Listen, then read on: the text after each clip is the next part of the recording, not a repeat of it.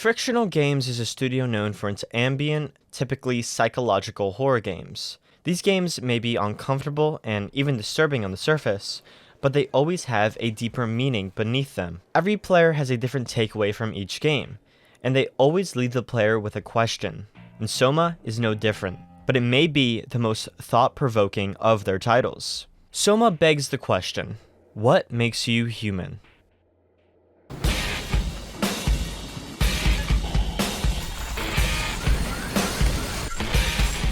Hi, Simon. I'm Catherine. Have you figured out what's going on yet? Soma is not what you think it is. At first glance, you'd expect this game to resemble Subnautica, but it's not.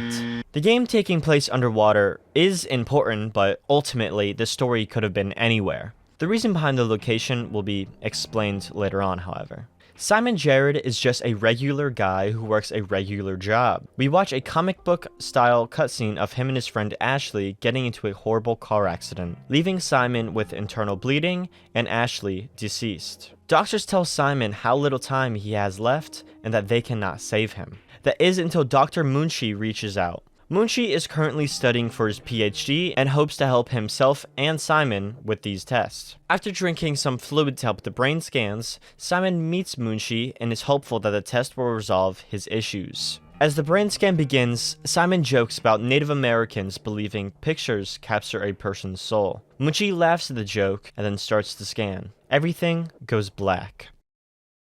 Simon comes to and everything is different. Munshi is gone and the room has changed. It's almost as if he teleported somewhere else entirely. The door is locked and everything seems abandoned. He smashes a window and begins to search for someone, anyone to tell him where he is and what happened. That's the general simplified plot of Soma. A man wakes up in an unknown, decrepit location. He does end up meeting some different characters and creatures along his adventure, but they only fuel the horror. The crew are either being kept alive by some organic material that covers the entire station, or they're robots who believe they're human. It's a terrifying sight either way, and really makes you question if they are human. I mean, they can see, feel, think, talk, and they even have emotions. Who's to say these robots aren't human? Besides those encounters, Simon also meets people and robots corrupted by the WoW, an AI system set up to oversee all operations throughout Pathos 2, the station. These corrupt beings are not so helpless, as they chase you and hunt you down trying to get into your system as well. But we'll discuss the WoW more in depth shortly. Simon eventually meets Catherine, another robot who seems human. She accompanies Simon and guides him toward a way to save everyone and free themselves of this place. Throughout the game, we watch Simon question Catherine and his own choices. He sees and does a lot of things he wishes he didn't and refuses to accept certain aspects of this world he came into. For example, the sole reason that they are in this station to begin with. The world was struck by a horrible meteor, leaving everything above a desolate wasteland. The only survivors left on Earth were those down in Pathos 2. He and Catherine reach their goal by the end of the game, but the outcome isn't what Simon wants. This leads us straight into our next main talking point, the Ark. We are on the Ark, you idiot! I didn't lie! I can't be responsible for your goddamn ignorance! The Ark was developed by Catherine as a way to preserve human life. After a scan, your conscious is copied onto a file and placed into an ideal world for you to live in forever. Notice I said copied. It doesn't directly put you into this artificial world. Well, Catherine says it could. She describes it as a coin toss. Heads, you stay in the current body, and tails, you get sent into the copy. Both are you, and both are alive. It sounds a little confusing, but I promise it's not. Here's an example from the game.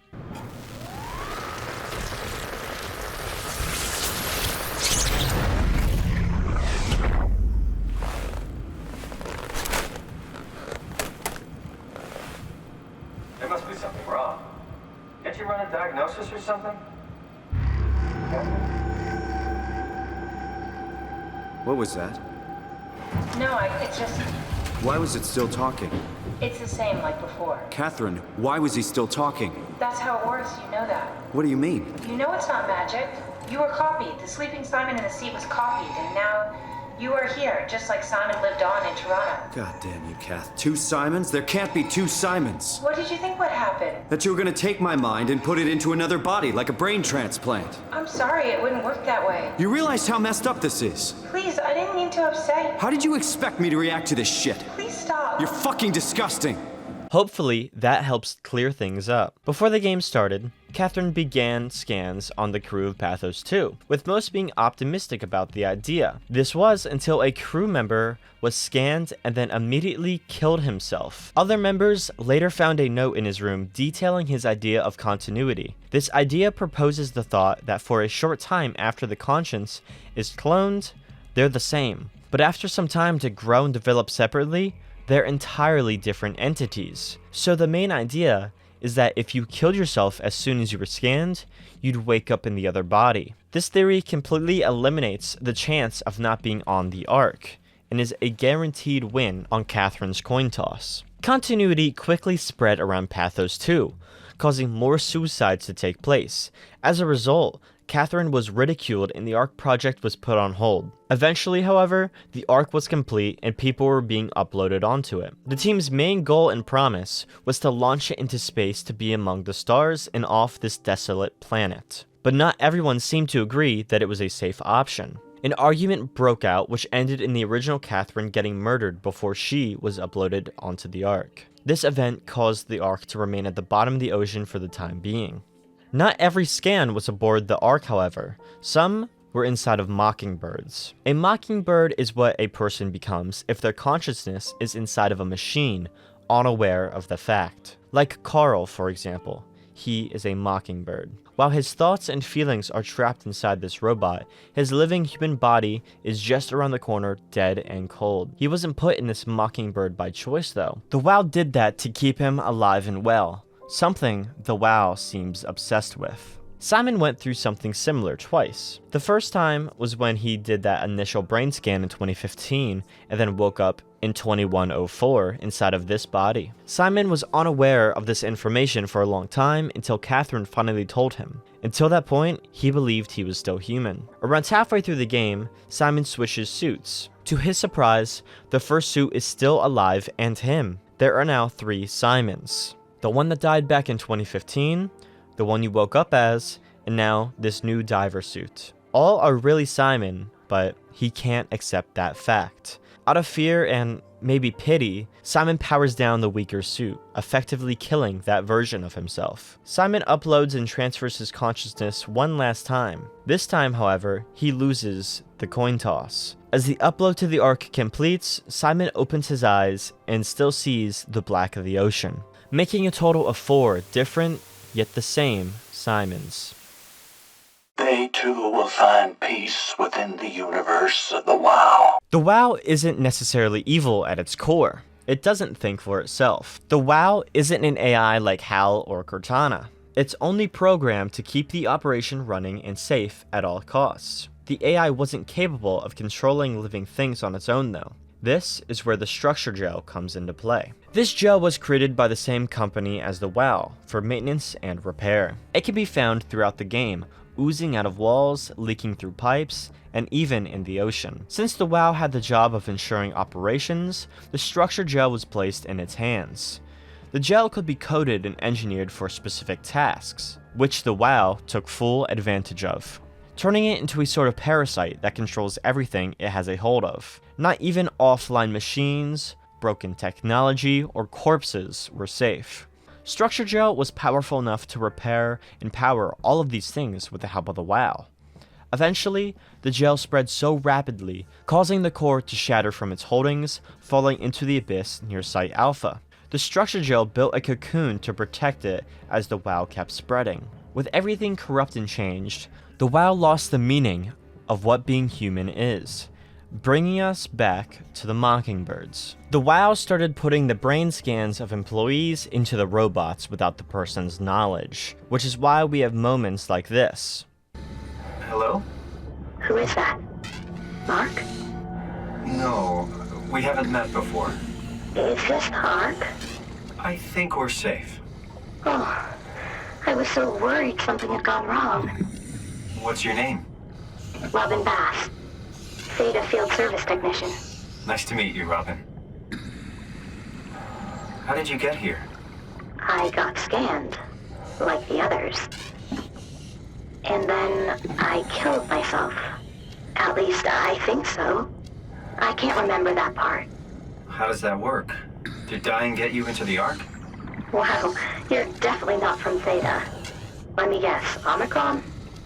They believe that they're on the Ark right now, but they're not. Aside from that, the WoW also used the structure gel to reanimate corpses and soon-to-be corpses. If the gel takes over completely, the person is put into a coma-like state, unaware of what their body is doing. The people saved by the WoW are either in a similar state, or they are vegetative. Like Amy, for example. We find her on our way to Lamba being kept alive by artificial lungs created by the WoW. She cannot be saved from this state, and it's up to us to pull the plug on her. The effects aren't always so tame, however. Terry Ackers is a prime example of this. Ackers was stationed at Delta, and when the WoW started to abuse the structure gel, the entire crew fled to Theta. Everyone but Terry. In his newfound isolation, Ackers began consuming large amounts of the structure gel, leading him to insanity. He was bordering schizophrenia, hearing a voice telling him that his eyes were no longer of use to him. He proceeded to rip out his own eyes. Sometime later, Ackers called dispatch, asking to finally relocate to Theta.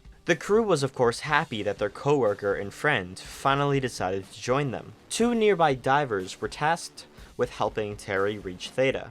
To their surprise, Ackers was waiting an attack, quickly overpowering them and leaving them full of structure gel. He then took the Zeppelin they used to reach him as he muttered out his plans to watch them sleep. When he arrived at Theta, the crew saw him in a deformed, comatose state.